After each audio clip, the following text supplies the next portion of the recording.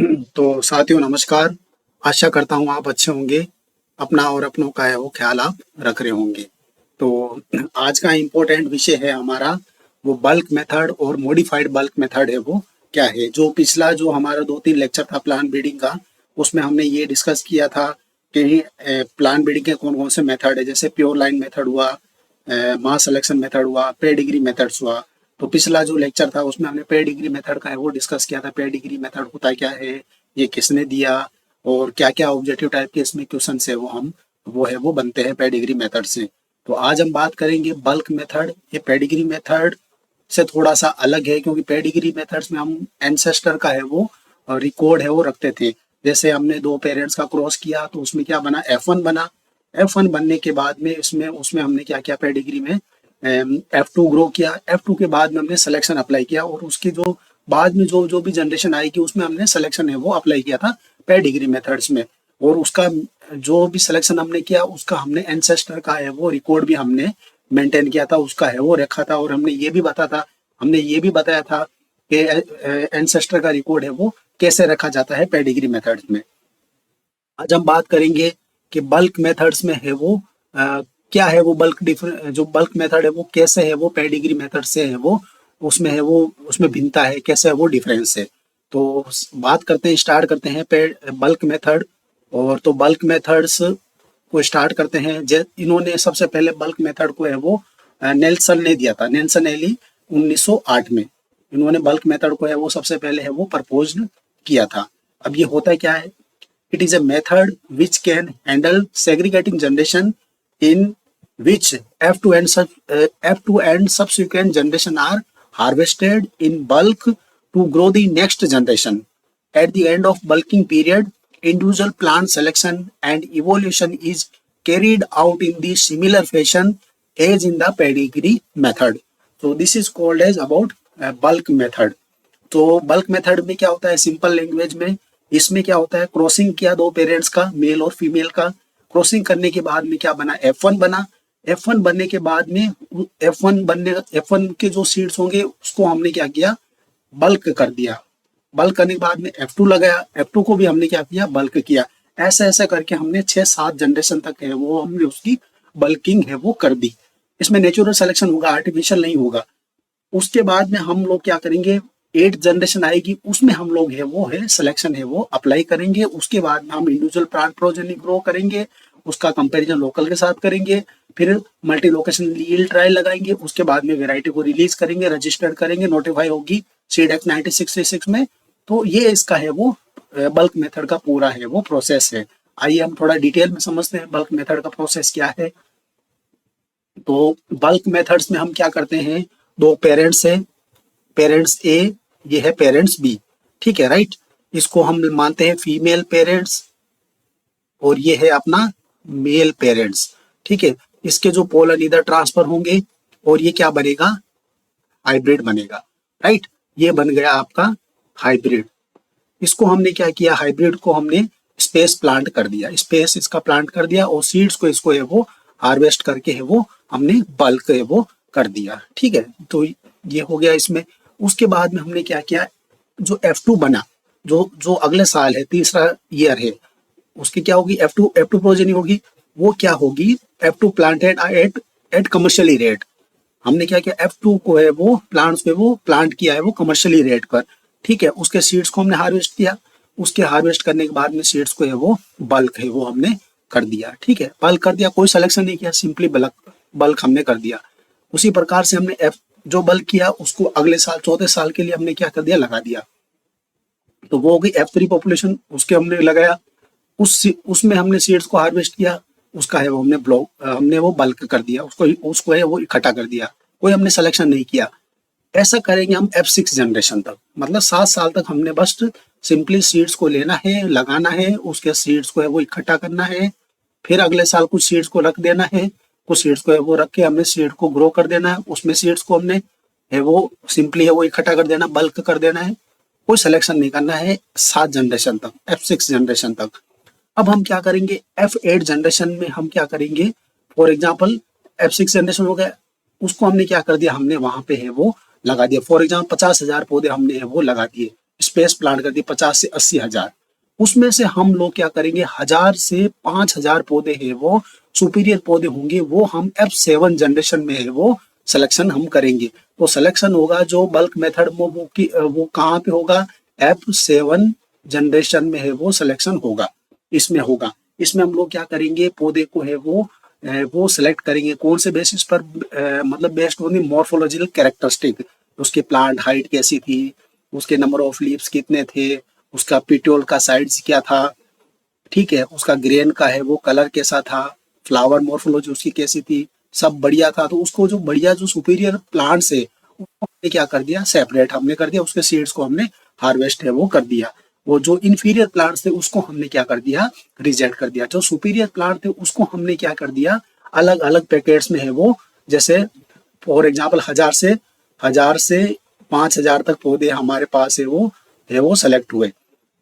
तो एक पौधा है उसमें मान लो इस पौधे की जितने भी सीड थे उसको हमने इस पैकेट में डाल दिया, अगला पौधा है उसके पैकेट को इसमें डाल दिया, अगला जो पौधा है उसके सीड्स को इसमें डाल दिया, ठीक है। अब इंडिविजुअल को फिर हमने क्या कर दिया, इधर लाइन में है वो लगा दिया। अब इस थैले में है वो मान लो 50 सीड है तो 50 सीड को इस लाइन में लगा दिया, अगले के मान लो 100 सीड है तो इसको हमने इस लाइन में लगा दिया, इसी प्रकार से अगले के इस लाइन में लगा दिया, ठीक है, लगा दिया। उसके फिर हमने क्या किया, परफॉर्मेंस से हमने वो चेक किया, जो बढ़िया सुपीरियर वैरायटी जो सुपीरियर लाइन है उसको हमने वो सेलेक्ट कर दिया। फॉर एग्जांपल ये वैरायटी जो ये लाइन हमारी सुपीरियर थी, ये लाइन सुपीरियर थी, ये लाइन सुपीरियर थी और ये लाइन सुपीरियर थी। तो 4 लाइनों को हमने सेलेक्ट है वो, या फिर 3 लाइनों को हमने सेलेक्ट करके है वो लगा दिया। अब इस सीड्स को क्या कर दिया हमने, इन सीड्स को हमने क्या कर दिया, फिर हमने प्रीलिमिनरी यील्ड, ये जो सीड्स थे उसको हमने मिक्स ना करके फिर प्रीलिमिनरी यील्ड ट्रायल में है वो लगा दिया। प्रीलिमिनरी यील्ड ट्रायल मैंने आपको पिछले क्लास में बताया था, इसका मतलब होता है कि हमारी जो वैरायटी है उसको है वो लोकल जो स्टैंडर्ड चेक है उसके साथ है वो लगा के उसका क्वालिटी के साथ है वो कंपैरिजन करना, उसका देखना कि हमारी जो वैरायटी हम लोग जो बल्क मेथड से हमने जो सिलेक्शन की है ये वैरायटी है वो 8-9 साल के बाद है वो परफॉर्मेंस इसका वो बढ़िया है उससे जो लोकल एग्जिस्टिंग वैरायटी है जो स्टैंडर्ड चेक है उससे बढ़िया है कि नहीं है। यहाँ तक है वो एक प्लांट ब्रीडर का काम होता है, यहाँ तक, ठीक है। यहाँ तक ये जो दिखाई दे रहा है यहाँ तक है वो एक प्लांट ब्रीडर का है वो काम होता है, यहाँ तक प्लांट ब्रीडर का काम होता है। उसके बाद में हम ये क्या करेंगे, ये जो सीड्स होंगे वो प्लांट ब्रीडर वो है वो AICRP में है वो सबमिट करवा देगा, all India coordinated research project. ये अलग अलग क्रॉप के लिए है वो अलग अलग होता है, वहां पे है वो सबमिट करा देगा। फॉर एग्जाम्पल मैं हूँ तो मैंने कोई बाजरा की कोई वैरायटी की है वो है वो डेवलप की है राजस्थान कंडीशन में, तो मैं क्या करूंगा AICRP जो बाजरा हमारे राजस्थान में जोधपुर है वहां पे है वो सबमिट करवाऊंगा। वो जो AICRP बाजरा जो राजस्थान में है उसका सेंटर वो क्या करेंगे अलग अलग पूरे इंडिया में उसको अलग अलग जोन के हिसाब से है वो मेरे सीड्स को है वो बाजरा के सीड्स को है वो वहां पे है वो डिस्ट्रीब्यूट कर देंगे। वहां पे वो क्या करेंगे अलग अलग रीजन में वहां पर वो हमारे जो सीड्स है उसको है वो टेस्टेड करेंगे। क्या क्या टेस्ट करेंगे, distinctness, uniformity and stability and novelty, इसका डस्ट टेस्टिंग है वो करेंगे। तो उसको वो है ना कैसे करेंगे, तो वहां पे उसमें क्या होता है कि 2 चेक लिए जाते हैं। एक तो लिया जाता है नेशनल चेक जो पूरे इंडिया में या पूरे नेशनल लेवल पर है वो बढ़िया वैरायटी या सुपीरियर वैरायटी परफॉर्मेंस कर रही है बाजरा की। एक लिया जाता है वहां के लोकल जो ग्रोन है वो वैरायटी के साथ है वो चेक किया जाता है। अब आप यहाँ पे पूछोगे कि सर यहाँ के आपने जो इस कंडीशन में वैरायटी को डेवलप की है अगर मान लो AICRP ने हैदराबाद में भेज दी तो वहां पे उस वैरायटी का वो यील्ड पोटेंशियल तो कम आएगा, ऑब्वियसली आएगा, उससे कोई दिक्कत नहीं है ना। तो ऑब्वियसली आएगा क्योंकि यहाँ की जो वैरायटी यहाँ की जो कंडीशन में ग्रो की है वैरायटी वो तो वहाँ की हैदराबाद साउथ की कंडीशन में वो वैरायटी ऑब्वियसली परफॉर्मेंस है वो लो होगी, ठीक है ना, उसका कोई दिक्कत नहीं है। तो फिर वहां पे उन्होंने भेज दिया, वहां भेजने के बाद अगर परफॉर्मेंस सपोज यहाँ की जो बाजरा की वैरायटी वहां की लोकल से भी बढ़िया आ गई, नेशनल लेवल से भी बढ़िया आ गई, तो वो वैरायटी है वो कमर्शियली रिलीज कर दी जाएगी नेशनल लेवल के लिए कि ये वैरायटी है वो इस पूरे नॉर्दर्न प्लेन या फिर सदर्न प्लेन उस एरिया में है वो वैरायटी है वो सूटेबल है। फिर उसका है वो सीड प्रोडक्शन होगा, उसमें है वो ब्रीडर सीड बनेगा, फाउंडेशन सीड बनेगा, सर्टिफाइड सीड बनेगा और ट्रूथफुल लेवल सीड से वो बनेगा, उसका सीड एक्ट में भी वो है वो आ जाएगी। तो ऐसा ऐसा प्रोग्राम है वो लिया जाता है। अगर मान लो वहां पे वो वेराइटी है वो सुपीरियर परफॉर्मेंस नहीं हुई हमारी, इंफीरियर आ गई। नेशनल लेवल से भी, जो नेशनल लेवल का चेक था वहाँ उससे भी है वो इंफीरियर आ गई, और साथ में है वो वहाँ का जो लोकल चेक है उसके साथ भी है वो इंफीरियर है वो आ गई।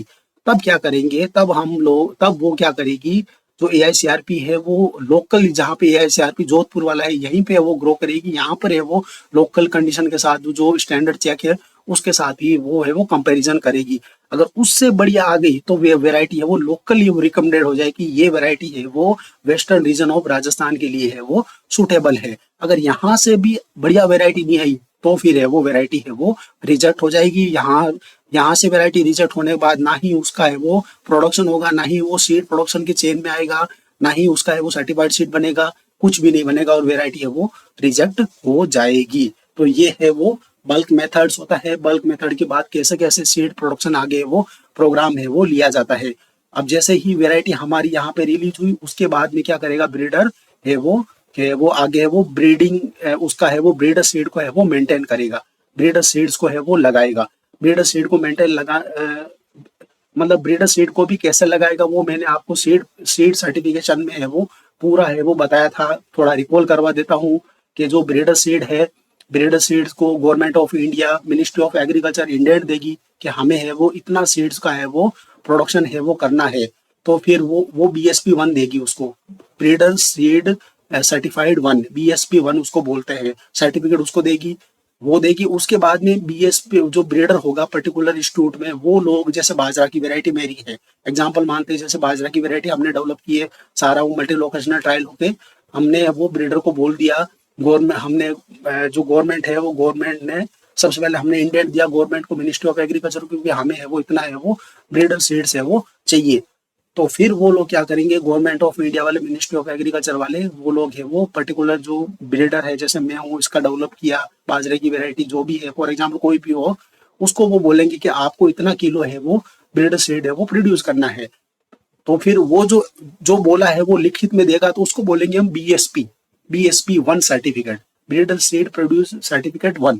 उसके बाद में वो ब्रीडर है वो उसको स्पेस प्लांट में लगाएगा, उसको RBD CRD फैक्टोरियल डिजाइन में लगा के पूरा उसका है वो ब्रीडर सीड का है वो प्रोडक्शन है वो करेगा। ब्रीडर सीड को प्रोडक्शन करते समय एक नेशनल सीड कॉर्पोरेशन की एजेंसी वाले पर्सन आएंगे, स्टेट सीड सर्टिफिकेशन जो एजेंसी है, और सेंट्रल सीड सर्टिफिकेशन एजेंसी वाले इंस्पेक्टर आएंगे, वो सीड सर्टिफिकेशन ऑफिसर आएंगे, वो चेक करेंगे, वो देखेंगे कि ये ब्रीडर सीड्स है वो सही से डेवलप किया है कि नहीं किया है। उसके ऊपर भी जो ब्रीडर होता है साइंटिस्ट, उसके ऊपर भी है वो सर्टिफिकेशन एजेंसी वाले लगे रहते हैं। वो भी चेक करते हैं कि ये है वो प्रॉपर है वो आइसोलेशन डिस्टेंस उसमें फॉलो कर रहा है कि नहीं कर रहा है, प्रॉपर इसमें रोगिंग हुई है कि नहीं हुई है, वो देख रहे हैं कि तो फिर वो ओके करने के बाद वो लोग देते हैं BSP 2, मतलब सीड सर्टिफिकेशन एजेंसी वाले देंगे BSP 2, ब्रीडर सीड सर्टिफिकेशन 2। वो देने के बाद में फिर हम लोग लेके आएंगे सीड ब्रीडर सीड, किससे, ब्रीडर से, तो वो देगा हमें BSP 3। ठीक है, राइट, वो BSP 3 देगा। तो ब्रीडर सीड जो है ना सर्टिफिकेट 3 है वो देगा, उसमें है वो उसके साथ में है वो गोल्डन येलो कलर का है वो टैग भी देगा साथ में। तो इस प्रकार से ये है वो पूरा है वो चलता है। जैसे ही ब्रीडर सीड हमें मिला, फिर ब्रीडर सीड्स को हम लोग क्या करते हैं, यहाँ पे हमारे फार्म होते हैं जो नेशनल सीड कॉर्पोरेशन के, स्टेट सीड कॉर्पोरेशन के जो फार्म होते हैं, वहां पे है वो ग्रो किया जाता है ब्रीडर सीड्स को। ब्रीडर सीड्स को ग्रो करने के बाद में फिर है वो सर्टिफाइड सीड है वो जो ब्रीडर सीड लगा, ब्रीडर सीड से क्या बनेगा, फिर फाउंडेशन सीड्स है वो बनेगा। फाउंडेशन सीड बनेगा तो फिर क्या, नेशनल सीड कॉर्पोरेशन वाले, स्टेट सीड सर्टिफिकेशन एजेंसी वाले, वो लोग प्रॉपर है वो रोगिंग करेंगे, उसका प्री फ्लावरिंग, फ्लावरिंग और हार्वेस्टिंग के टाइम पे उसका वो प्रॉपर चेक करेंगे फील्ड को, कि भाई फील्ड में उन्होंने है वो आइसोलेशन डिस्टेंस मेंटेन किए कि नहीं है, कि रोगिंग है कि नहीं है, ऑफ टाइप उसमें कितने हैं, सारा वो चेक करेंगे, बीच में सैम्पलिंग भी बोलेंगे। ठीक है, तो ये सारा प्रोसेस है वो सर्टिफिकेशन में मैंने आपको है वो मेरे सर्टिफाइड जो क्लास है उसमें जो वीडियो है उसमें आप देख सकते हो कैसे कैसे वो सर्टिफिकेशन किया जाता है। मैं जस्ट आपको रिकॉल करवाता हूँ ये चीजें। उसके बाद में है वो जैसे ही वो फाउंडेशन सीड प्रोड्यूस हुआ, हमने फाउंडेशन सीड्स को रख लिया, फिर नेक्स्ट ईयर है वो हम फाउंडेशन सीड्स को है वो फार्मर्स को देंगे, फिर वो लोग हमें सर्टिफाइड सीड को प्रोड्यूस कर देगा। सर्टिफिकेशन के लिए भी फिर वो ये सेम प्रोसेस रहेगा, सीड सर्टिफिकेशन एजेंसी वाले लोग आएंगे, एक हमारी एजेंसी वाले होंगे, वो सारा उसमें स्टैंडर्ड्स को देखेंगे, वही वो Indian minimum seed certification standards को फॉलो कर रहे हैं कि नहीं कर रहे हैं, जब उनको लगेगा कि ये सारा चीज ओके है तो फिर वो ग्रांट ऑफ सर्टिफिकेट देंगे और हमारा सीड है वो सर्टिफिकेशन हो जाएगा और वो है वो फार्मर्स को मिलेगा। फिर वो सर्टिफिकेट जो सीड्स है उसी को प्राइवेट कम जो है वो उसको है वो मिनी कट के फॉर्म में है वो जो कॉरपोरेशन को है गवर्नमेंट एजेंसी के उसको है वो दे देगी। तो इस प्रकार से ये सीड्स का है वो पूरा है वो प्रोसेस चलता है, कैसे कैसे वैरायटी डेवलप होती है, फिर कैसे भी ब्रीड सीड आगे को सीड प्रोडक्शन को है वो ले जाता है। तो आगे है वो सीड मल्टीप्लिकेशन और ये डिस्ट्रीब्यूशन का ये वो प्रोसेस होता है पूरा। तो अब बात करते हैं इसका जो बल्क जो एक मेथड होता है मतलब मॉडिफाइड बल्क मेथड। एक तो है बल्क मेथड हो गया, एक होता है मॉडिफाइड बल्क मेथड। तो बल्क मेथड और मॉडिफाइड बल्क मेथड में क्या डिफरेंस है तो वो मैं आपको बताता हूँ। जो मॉडिफाइड, पहले बात करते हैं मॉडिफाइड बल्क मेथड की जरूरत क्यों पड़ी। इसलिए इसकी जरूरत पड़ी क्योंकि जो बल्क मेथड में जो कमियां थी उसको है वो ये रेक्टिफाई है वो करने के लिए वो मॉडिफाइड बल्क मेथड है वो यूज किया था। उसमें कमियां क्या थी, उसमें कमियां ये थी कि जो हम ये लोग हम सीड्स को क्या कर रहे हैं बल्क कर रहे हैं पूरा F6 जनरेशन तक। तो यहाँ पे हो सकता है कोई नेचुरल सिलेक्शन हुआ हो। नेचुरल सिलेक्शन का मतलब हुआ है कि भाई सीड्स है हमारा उसमें है वो अच्छे सीड्स भी हो, क्या पता नेचर ने ही उसको रिजेक्ट कर दिया हो तो हमारे अच्छे सीड तो खराब हो गए ना F7 जनरेशन तक, तो 7 ईयर्स तक तो जो हमारे अच्छे जीनोटाइप थे जो अच्छे सीड्स थे वो भी खराब हो सकते हैं इसमें। तो ये इसका एक सबसे बड़ा है वो लिमिटेशन थी। तो उसको पूरा करने के लिए इन्होंने क्या किया मॉडिफाइड बल्क मेथड का है वो है वो निकाला। तो मॉडिफाइड बल्क मेथड में उन्होंने निकाल के उन्होंने क्या किया बल्क इसमें मॉडिफाइड बल्क मेथड में F2 के बाद में है वो सिलेक्शन अप्लाई कर दिया। जैसे हमने वहां पे किया था पेडिग्री मेथड में F2 में सिलेक्शन किया, फिर उसको थोड़ा ग्रो किया अगले साल के लिए, फिर उसमें से उसको प्रोजेनी मतलब टेस्ट में लगाया, फिर उसको क्या प्रीलिमिनरी ये ट्रायल में लगाया, फिर वहां से वो उन्होंने वो इंडिविजुअल प्लांट प्रोजेनी में लगाया, फिर मिक्स किया। इस प्रकार से 2-3 बार मिक्स करके इनको सीड्स को है वो बल्क करना। हालांकि होता है इसमें बल्क की है लेकिन मिक्स टाइप में है वो इसमें है वो बल्क जो इसमें क्या बोलते हैं मॉडिफाइड मेथड्स में बल्क मेथड में है उन्होंने है वो प्रपोज किया ताकि है वो जो बल्क मेथड में जो भी लिमिटेशन है उसको है वो पूरा कर सके। बल्क मेथड की मेन जो डिसएडवांटेज था वो यही था कि 7-8 जनरेशन तक हम सीड्स को बल्क कर रहे हैं तो कुछ अच्छे जीनोटाइप जो अच्छे सीड्स है वो क्या हो गए थे हमारे वो है वो एलिमिनेट हो चांसेस होते हैं उसमें वो एलिमिनेट होने के। तो बल्क मेथड में ऐसा किया हमने कि जो अच्छे सीड्स थे उसको हमने F2 में ही है वो सिलेक्शन कर दिया तो थोड़े चांस है वो कम हो गए। तो इसलिए वो मॉडिफाइड बल्क मेथड का यूज किया। अब ये कैसे करते हैं, सेम प्रोसेस है। पहले हमने जो पेरेंट्स का है वो सिलेक्शन किया। जो फर्स्ट पेरेंट है वो फीमेल होता ही है आपको पता है, जो सेकेंड पेरेंट होता है वो मेल होता है। यहाँ से पोलन आएंगे, फीमेल को है वो स्टिग्मा पे जाएंगे, फर्टिलाइज करेंगे, क्या बनाएंगे F1 बनाएंगे सेकेंड ईयर्स में।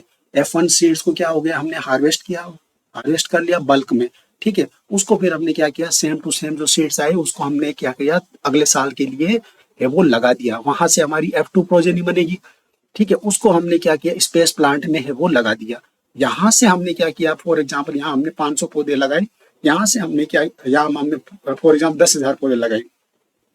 यहाँ से हमने क्या किया सिलेक्शन अप्लाई करते हैं F2 में, जैसे हमने पेडिग्री में किया था। F2 में यहाँ पे हमने सिलेक्शन अप्लाई किया, यहाँ से हमने 1000 से 5000 पौधे हमने 10,000 पौधे लगाए थे, हमने 1000 से 5000 पौधे को है वो सीड्स को सिलेक्ट कर दिया। सीड को सिलेक्ट करके बल्क कर दिया। अलग अलग से इंडिविजुअल प्लांट प्रोजेनी में अलग अलग से नहीं करना, पूरा को ही हमने वो बल्क कर दिया। उसको बोलेंगे F3 जनरेशन में उसको हम लगा देंगे, वो हो गया 14 साल के लिए, ठीक है। फिर अगले साल फिर हम क्या करेंगे F4 जनरेशन में भी हमने क्या किया ऐसा सीड्स को लगाया, उसके सीड को हार्वेस्ट कर दिया और उसमें क्या किया हमने सीड्स को है वो अलग से है वो उसको है वो मिक्स ना करके उसको है वो अलग अलग से सीड्स को है वो रख दिया। मान लो 1000 से 5000 पौधे सेलेक्ट किए, उसमें हमने 1000 से 5000 पौधों को अलग अलग कर दिया, उसको थैलियों को हर एक 1000-5000 थैलियां हमने अलग अलग डाल दी। फिर अगले साल जब हम जो होगा 6th ईयर उसमें हमने क्या सीड्स को है वो अलग अलग फॉर एग्जांपल पहली जो थैली थी उसमें 500 सीड थे, उसको इस लाइन में लगा दिया, अगले को इस लाइन में लगा दिया, ऐसा ऐसा करके हमने वो लगा दिया। इसमें हम क्या करेंगे फिर इंफीरियर जो होगी उसको रिजेक्ट कर देंगे, जो सुपीरियर होगी उसको है वो हम सेलेक्ट है वो कर लेंगे। मतलब 10 से 30% हमें वो सिलेक्शन इसमें है वो अप्लाई करेंगे, पूरा नहीं करेंगे, 10 से 30% है वो सिलेक्शन इसमें हमने अप्लाई कर दिया। फिर हमने क्या किया उसको है वो प्रीलिमिनरी यील्ड ट्रायल, वही जो हमारे प्रीलिमिनरी यील्ड ट्रायल का मतलब हुआ कि लोकल के साथ है वो करेंगे, उसकी क्वालिटी का है वो, ट्रेड का है वो हम टेस्टिंग करेंगे। उसके बाद में फिर सीड्स को मिक्स करके फिर हमने क्या किया, फिर उसको सीड्स को हमने फिर अगले साल इसमें 8th ईयर में हमने क्या कर दिया, सुपीरियर प्रोजेनी को हमने सेलेक्ट करते हैं, इन्फीरियर प्रोजेनी को हमने है वो रिजेक्ट करते था। इसमें हमने फर्दर इसमें प्योरिफिकेशन हमने है वो कर दिया प्रीलिमिनरी यील्ड ट्रायल के बाद में। फिर उसके बाद में इंडिविजुअल प्लांट प्रोजेनी को हम ग्रो करते हैं, इन्फीरियर को है वो रिजेक्ट कर देते हैं, सुपीरियर को हमने इसमें है वो सेलेक्ट कर देते हैं। फिर वापस से प्रीलिमिनरी यील्ड ट्रायल इसमें हम है वो लगाते हैं, कौन से साल में, 10 साल में, ठीक है। और इसमें क्वालिटी का हम टेस्ट करते हैं। फिर मल्टी लोकेशनल ट्रायल, वही अलग अलग AICRP सेंटर उसको अलग अलग सीड्स को अलग अलग एरिया के वाइज उसको सीड्स को भेजेगी, वहां परफॉर्मेंस चेक करेंगे लोकल के साथ, और एक नेशनल जो वेराइटी होगी स्टैंडर्ड चेक की उसके साथ है वो टेस्ट किया जाएगा। फिर वही है वो अप्रूव होने के बाद में उसको है वो अप्रूव कर दिया जाएगा, वेराइटी को नोटिफिकेशन हो जाएगा। सीड एक्ट 1966 में वो जो गैजेट है उसके अंडर में वो रजिस्टर वेराइटी हो जाएगी। फिर उसका क्या करेगा, सीड को वो है वो मल्टीप्लेक्शन प्रोग्राम में लिया जाएगा, ब्रीडर सीड बनेगा, फाउंडेशन सीड बनेगा, सर्टिफाइड सीड बनेगा, ट्रूथफुल लेबल सीड बनेगा। तो ये जो मैंने अभी आपको रिकॉल करवाया था वैसा प्रोसेस इसमें है वो चलेगा। तो थोड़ा सा ये एडवांस मेथड है, मॉडिफाइड बल्क मेथड याद रखना। इसमें इतना ही पूछा जाता है कि जो जो बल्क मेथड और मास मेथड में, मास जो मॉडिफाइड बल्क मेथड में क्या डिफरेंस है। इसमें हम लोग है वो सिलेक्शन अप्लाई करते हैं F2 जनरेशन के बाद में, उसके बाद में वैसा ही करते हैं जैसे, बट F2 के बाद में जो जब हम सिलेक्शन अप्लाई करेंगे, सिलेक्शन करने के बाद में सीड्स को इंडिविजुअल प्लांट प्रोजेनी ग्रो में नहीं करेंगे, उसको सीधा ही सीड्स को है वो बल्क हम कर लेंगे, उसको मिक्स हम कर देंगे, उसको इंडिविजुअल में नहीं करके। F4 तक, F5 में हम इंडिविजुअल प्लांट प्रोजेनी रो वो लगाते हैं। 2 बार इसमें है वो इंडिविजुअली प्लांट प्रोजेनी है वो हम लगाते हैं, तो F5 जनरेशन में और एक F8 जनरेशन में। तो इसका थोड़ा सा डिफरेंस है वो मैं आपको बता देता हूँ क्या है। ये है पेडिग्री मेथड में क्या है, individual plants are selected in F2 and subsequent generation and individual plant progeny are grown.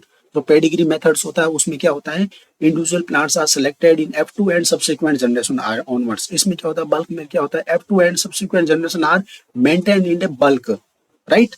ये हो गया। इसमें क्या होता है, जो पेडिग्री सिलेक्शन में क्या होता है, artificial selection like artificial disease epidemic etcetera are integral part of the methods. इसमें क्या होता है, आर्टिफिशियल सिलेक्शन में be used at assist the natural selection. मतलब इसमें आर्टिफिशियल सिलेक्शन अप्लाई नहीं करते, नेचुरली ही है वो सिलेक्शन इसमें है वो हो जाता है। उसमें क्या होता है, जो पेडिग्री मेथड में natural selection does not play any role, क्योंकि हम लोग क्या करते हैं पेडिग्री में, हम लोग पेडिग्री को उसका एंसेस्टर का रिकॉर्ड वो मेंटेन करते हैं, कोई उसमें है वो नेचुरल सिलेक्शन नहीं होता है। F2 के बाद में हम लोग है वो सिलेक्शन उसमें करना स्टार्ट कर देते हैं, उसका पेडिग्री का है वो मेंटेन करना उसमें स्टार्ट कर देते हैं। जबकि बल्क मेथड में क्या होता है, हम लोग सिलेक्शन करते ही नहीं है, वो नेचुरली है वो सीड्स को है वो बल्क करते रहते। तो may be there is chance में भी सिलेक्शन ऑफ फॉर द क्या होता है, नेचुरल सिलेक्शन उसमें है वो हो सकता है बल्क मेथड्स में। तो वो उससे क्या होगा, फिर हमारे जो गुड जीनोटाइप होंगे, जो अच्छे जीनोटाइप है वो भी है वो नेचर से है वो एलिमिनेट हो सकते हैं। तो बल्क मेथड में थोड़ा सा ये है, थोड़ा डिसएडवांटेज है। तो आज के लिए बस बल्क मेथड और पेडिग्री मेथड्स इतना ही है। तो इसमें क्या डिफरेंस है, बस इतना याद रखना है कि पेडिग्री मेथड्स में है वो सिलेक्शन F2 के बाद में किया जाता है, इसमें है वो सिलेक्शन F7 के बाद के जनरेशन में ही इसमें बल्क मेथड में है वो किया जाता है। और मॉडिफाइड बल्क मेथड क्यों आया, कि ताकि वो बल्क मेथड में जो कमियां थी उसको है वो पूर्ण कर सके। बल्क मेथड में कमियां क्या थी, इसमें ने सिलेक्शन हो जाए, लेकिन हमने उसमें क्या किया, जो मॉडिफाइड बल्क मेथड में है उसमें थोड़ा उस कमियों को है वो है वो क्या बोलते हैं, नलिफाई हमने उसको है वो किया। उसमें हमने F2 में वो सिलेक्शन कर दिया, फिर हमने इंडिविजुअल प्लांट प्रोजेनी में उसमें ग्रो किया, फिर उसके बाद में प्रीलिमिनरी यील्ड ट्रायल लगाया। प्रीलिमिनरी यील्ड ट्रायल के बाद में मॉडिफाइड में हमने क्या किया, उसमें सिलेक्शन किया, फिर उसको सिलेक्शन करने के बाद इंडिविजुअल प्लांट प्रोजेनी में लगाया, फिर उसके बाद में उसको है वो प्रीलिमिनरी यील्ड ट्रायल में लगाया, फिर मल्टी लोकेशनल यील्ड ट्रायल में लगाया। तो वो थोड़ा सा एडवांस वर्जन है इसका बल्क मेथड्स का। तो ये है वो, इसमें है वो पूछा जाता है बल्क मेथड्स में क्या डिफरेंस है, मॉडिफाइड बल्क मेथड में क्या डिफरेंस है, ये किसने है वो डेवलप किया, ये कब डेवलप किया, ये कौन सी क्रॉप में है वो बल्क मेथड है वो सबसे ज्यादा यूज होता है, वीट में यूज होता है। तो अब इससे रिलेटेड थोड़े से क्वेश्चन हम थोड़ा डिस्कस कर लेते हैं। तो पहला क्वेश्चन है, बल्क मेथड में सिलेक्शन मुख्यतः वो किस बात पर है वो निर्भर करता है। तो पहला ऑप्शन है आर्टिफिशियल सिलेक्शन पे, दूसरा है नेचुरल सिलेक्शन पे, तीसरा है म्यूटेशन पे, चौथा है हाइब्रिड विगर पे।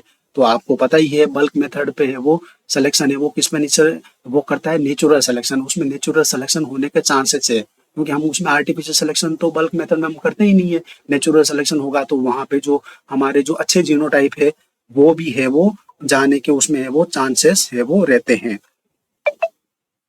तो ये हो गया एक तो क्वेश्चन बल्क मेथड में है वो किस बात पर है वो सिलेक्शन किस बात पर है वो निर्भर करता है, तो उसका आंसर जाएगा आपका नेचुरल सिलेक्शन पर। दूसरा क्वेश्चन इसमें पूछा जाता है कि बल्क मेथड किस प्रकार की फसलों के लिए है वो सबसे ज्यादा है वो यूज होता है।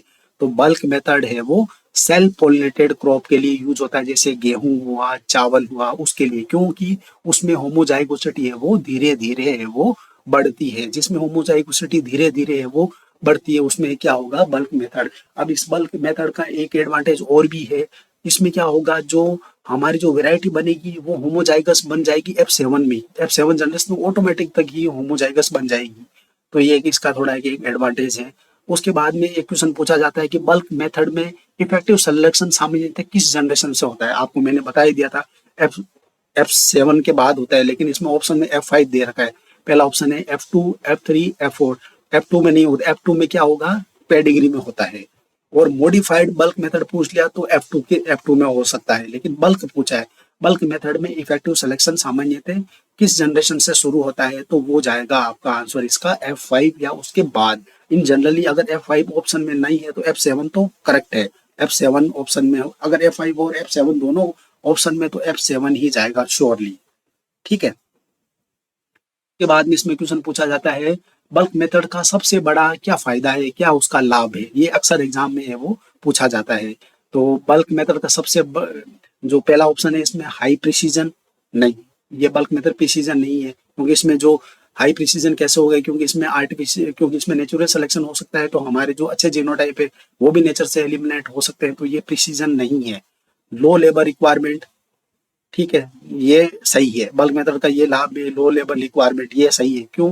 क्योंकि उसमें नेचुरल ये नेचर हम लोग सेलेक्ट करते रहते हैं, हम लोग खुद सेलेक्ट करते, उसमें कोई ज्यादा टेक्निकल पर्सन की ज्यादा जरूरत नहीं होती, ज्यादा लेबर की जरूरत नहीं होती। सिंपली सीड को ग्रो किया, अगले साल जो भी लगा उसको कुछ को रख लिया, कुछ को हमने सीड को अगले बार लगा दिया, उसी साल से फिर हमने सीड को इकट्ठा किया, फिर हमने कुछ को रख दिया, कुछ को अगले साल में लगा दिया। इसमें ज्यादा है वो लेबर की है वो जरूरत नहीं होती है। तो ये इसमें आंसर चला जाएगा इसमें लो लेबर रिक्वायरमेंट। ठीक है। और इसके बाद में है वो बल्कि, और इसमें एक ये भी आंसर जाएगा कि ये इसमें ये भी आंसर जाएगा कि लो लेबर रिक्वायरमेंट में कि इसमें क्या होता है कि हम लोग सिलेक्शन तो करते नहीं है, तो टेक्निकल पर्सन की कोई ज्यादा है वो जरूरत नहीं होती, क्योंकि इसमें कोई एंसेस्टर रिकॉर्ड तो होता नहीं है, तो रिकॉर्ड ये लेबर की भी इसमें वो जरूरत नहीं पड़ती है। उसके बाद में है वो बल्क मेथड की मुख्य लिमिटेशन क्या है। तो बल्क मेथड की मुख्य लिमिटेशन क्या है, सुपीरियर प्लांट का है वो लॉस हो सकता है। मैंने आपको बताया था, क्योंकि ये इसमें क्या नेचुरल सिलेक्शन हो जाता है, तो इसमें जो हमारे सुपीरियर प्लांट जो हमारे जो जीनोटाइप होंगे वो है वो एलिमिनेट हो सकते हैं। तो ये इसमें क्वेश्चन है वो पूछे जाते हैं। उसके बाद में है मॉडिफाइड मेथड्स में है वो क्या क्या क्वेश्चन है वो बनते हैं। मॉडिफाइड बल्क मेथड क्या है, पहले तो ये क्वेश्चन पूछते हैं मॉडिफाइड बल्क मेथड होता है क्या है। तो ये क्या होता है, पहला ऑप्शन है पेडिग्री मेथड है, नहीं है। ओनली बल्क मेथड है, ये भी नहीं है। तीसरा ऑप्शन है bulk method plus early general selection, तो इसका आंसर जाएगा बल्क मेथड तो है ही, हम सीड्स को मिक्स तो हम करते ही हैं। अर्ली जनरेशन सिलेक्शन मतलब F2 में हम लोग सिलेक्शन भी है वो अप्लाई इसमें कर देते हैं, तो इसका आंसर जाएगा C, bulk method plus early generation selection. फिर अगला क्वेश्चन पूछते हैं इसमें मॉडिफाइड बल्क मेथड क्यों विकसित किया गया था। तो मैंने आपको बता ही दिया था मॉडिफाइड बल्क मेथड क्यों विकसित किया गया था, ताकि वो बल्क मेथड में जो भी उसमें जो कमियां थी उसको पूर्ण है वो करने के लिए। तो बल्क मेथड में जो भी लिमिटेशन थी, उसकी जो कमियां थी उसको पूरा करने के लिए है वो मॉडिफाइड बल्क मेथड है वो उपयोग किया गया था। उसके बाद में ये क्वेश्चन पूछा जाता है कि मॉडिफाइड बल्क मेथड में ब्रीडर कंट्रोल कौन होता है, मेनली ब्रीडर कंट्रोल वो कौन होता है। तो उसमें मतलब ब्रीडर का कंट्रोल क्या होता है, मतलब मॉडरेट होता है, क्योंकि इसमें कोई ब्रीडर कोई कंट्रोल है वो रखता नहीं है। सिलेक्शन है वो F7 में है वो होता है, तो वेरी नेग्लिजिबल इसमें है वो होता है। तो इसमें इस टाइप के है वो क्वेश्चन है वो अक्सर है वो पूछे जाते हैं। तो थैंक यू फॉर टुडे।